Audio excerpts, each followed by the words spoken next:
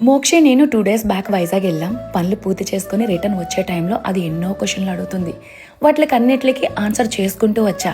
మళ్ళీ అడిగింది, ప్రపంచం చాలా పెద్దది కదా అంది. అవును, ప్రపంచం చాలా పెద్దది, అది అబ్బాయిలకి మాత్రమే, మనకి కాదు అన్నా. అదేంటి అంది.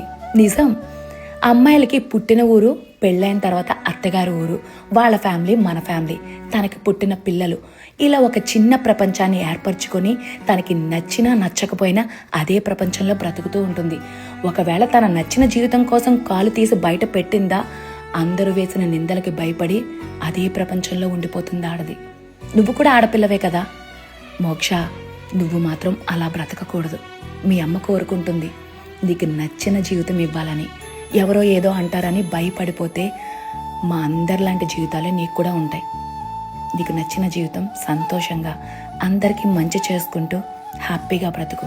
ఎవ్వరి కోసం ఆలోచించొద్దు, సరేనా?